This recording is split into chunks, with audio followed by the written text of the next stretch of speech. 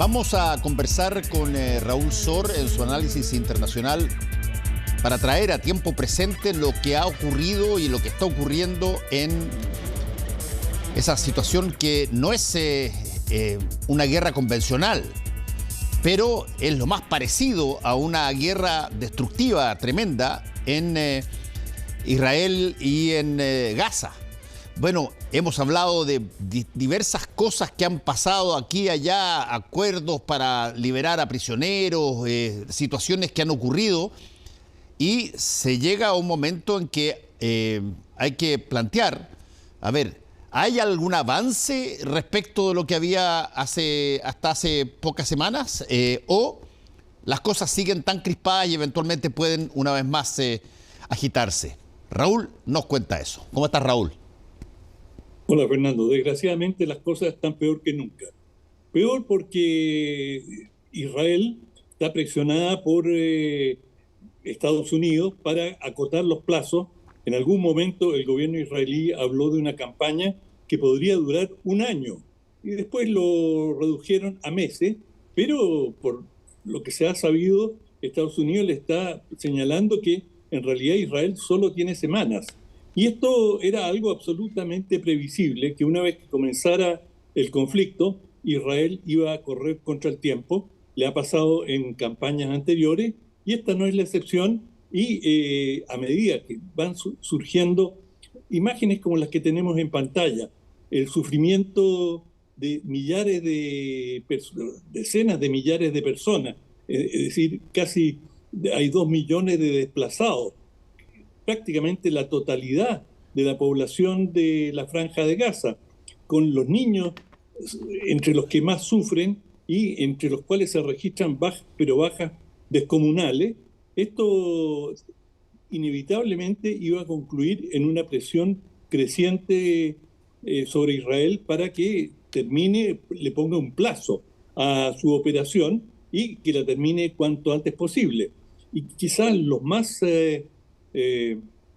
claros en plantear esto ha sido el propio secretario general de Naciones Unidas, Antonio Guterres, que le ha dicho que puede invocar el artículo 99 y que, claro, si tiene los votos suficientes en el Consejo de Seguridad, y que podría imponerse un cese al fuego, aunque Israel no lo desease, si Estados Unidos, claro, es un sí muy importante, quisiera imponerle a Israel un plazo. Ese artículo 99 sería el mecanismo legal a través del cual Naciones Unidas, digamos, con legitimidad, podría exigirle el cese al fuego a Israel.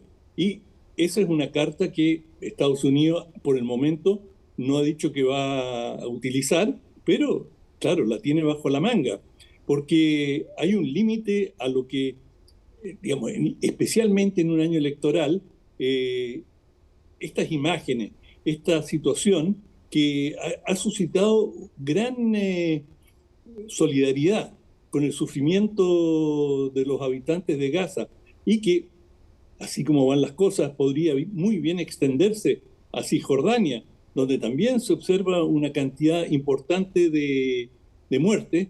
Y en esto te explico, quiero ser muy cuidadoso de no dar cifras, porque las cifras en general no son confiables. Los israelíes dicen, bueno, las cifras de muerte las está entregando en Gaza, las está entregando Hamás. Hamás tiene un interés en inflarla, pero cifras que he visto publicadas por el ejército israelí no difieren tanto de las que publica Hamás. Quizás hay la última cifra que vi de muertes en Gaza por parte del ejército israelí eran 15.000 y el ejército israelí dice que de ellos varios miles corresponden a miembros de Hamás.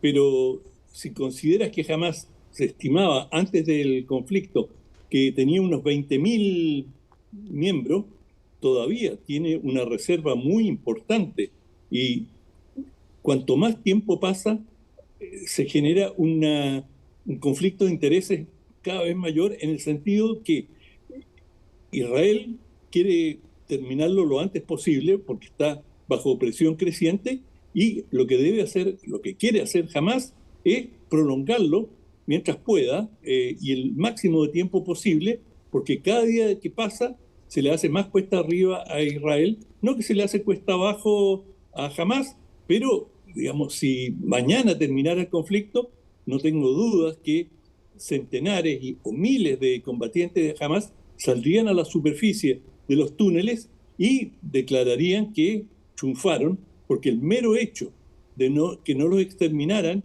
ya es una victoria considerable, dada la desigualdad, la asimetría que hay entre ambas fuerzas. Sí, además que yo no sé, en este tipo de situaciones, Raúl, y lo hemos visto a través de la historia,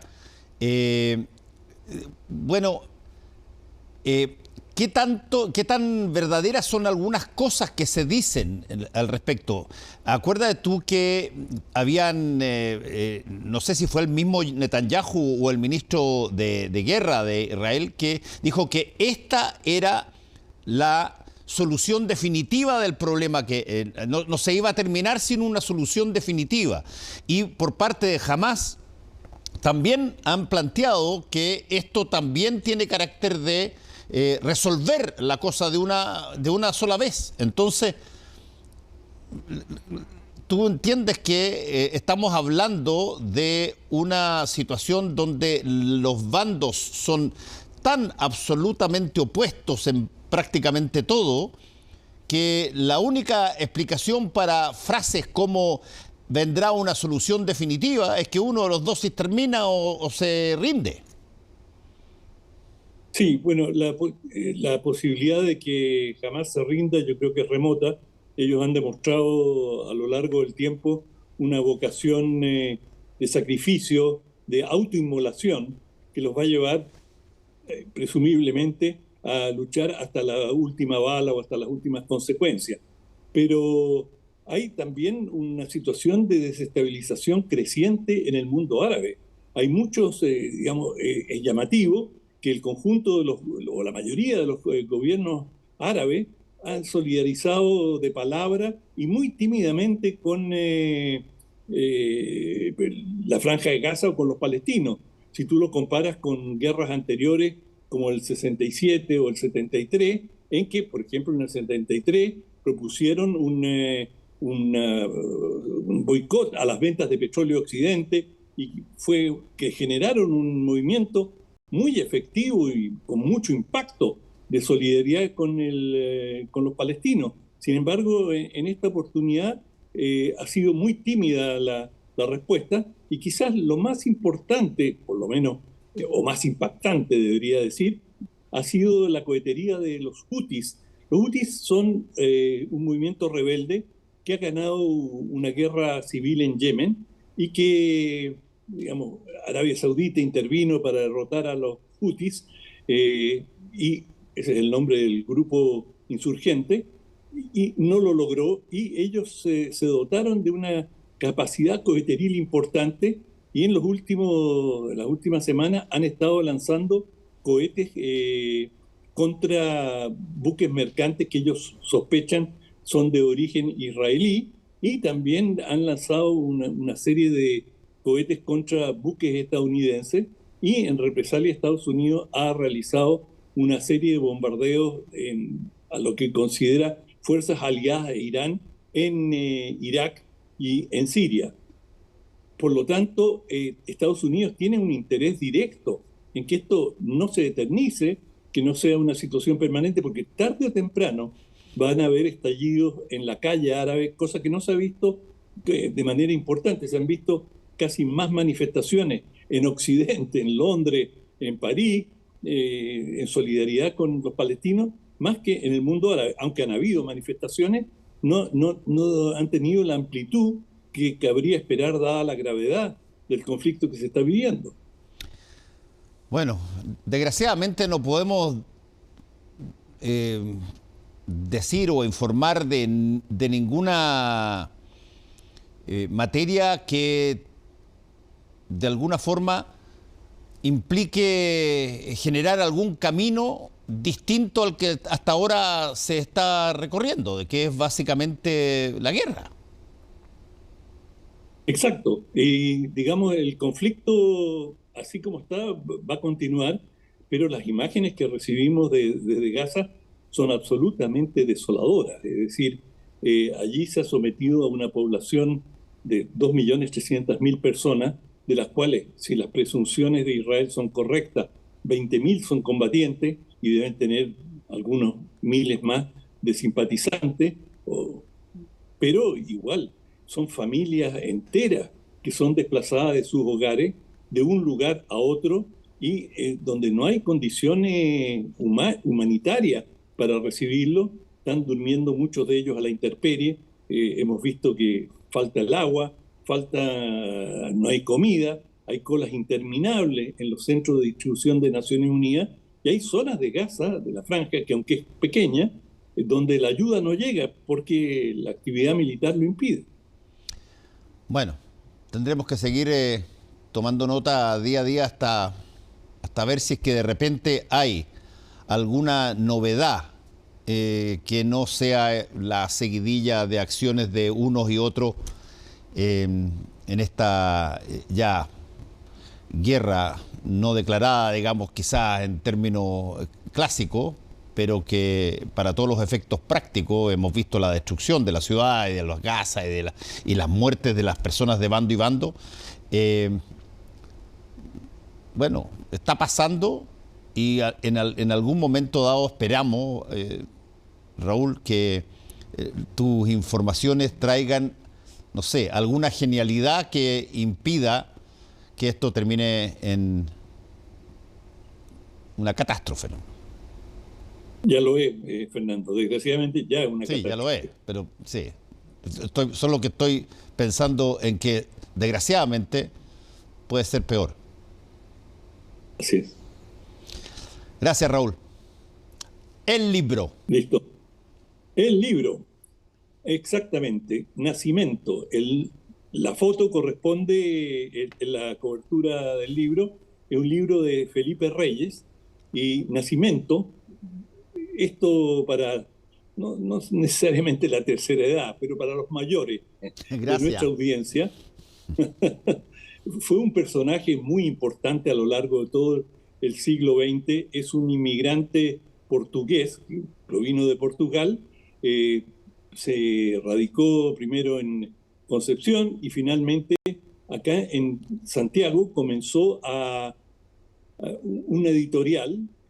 Justamente el subtítulo es El editor de los chilenos, y él se especializó en libros escritos por, creo que no dije, este libro es de la editorial Lumen.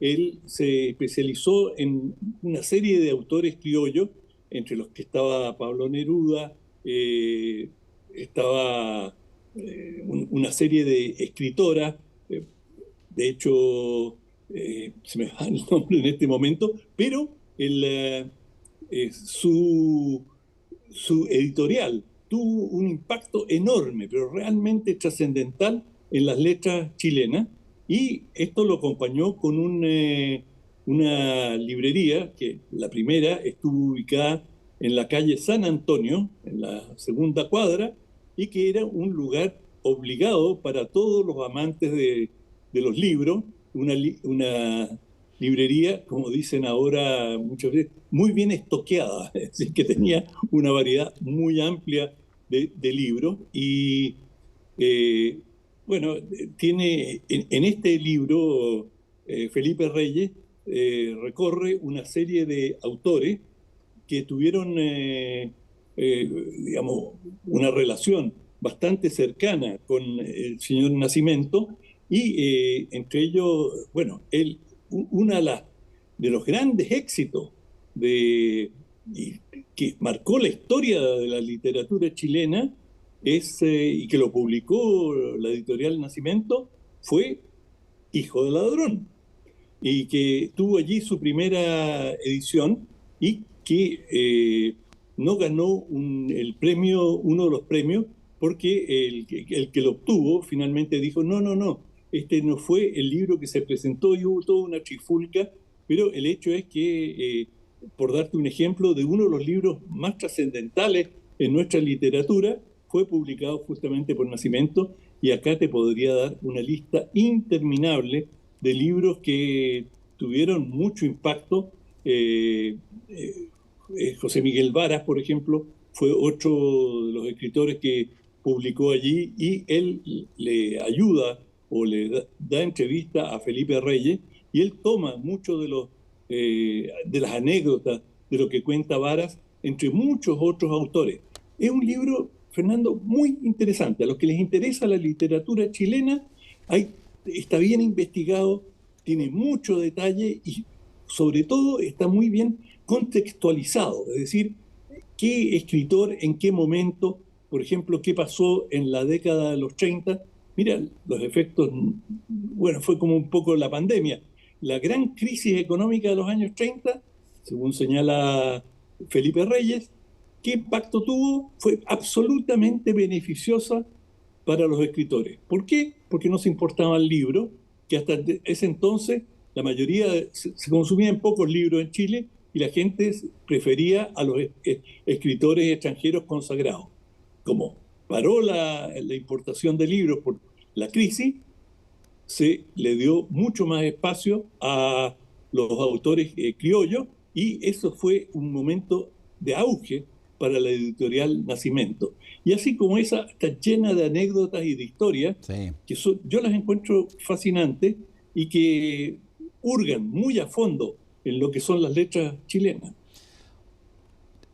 Tú dijiste que la editorial Nacimiento había publicado Hijo de Ladrón, ese de Manuel Rojas. Exacto, exacto. Ese es un librazo, de los libros más impresionantes de literatura chilena que uno le pasaban en el colegio en esa época, y supongo que hoy día también, pero de los libros más extraordinarios que yo he leído de alguien compatriota chileno, digamos. Bueno, Sí, bueno, absolutamente. bueno. Y fue un éxito editorial desde el comienzo, ¿eh? Mira. Ya pues, muchas gracias, Raúl. Cuídate. Listo. Chao. Hasta la próxima semana. Chao. Hacemos una pausa y volvemos.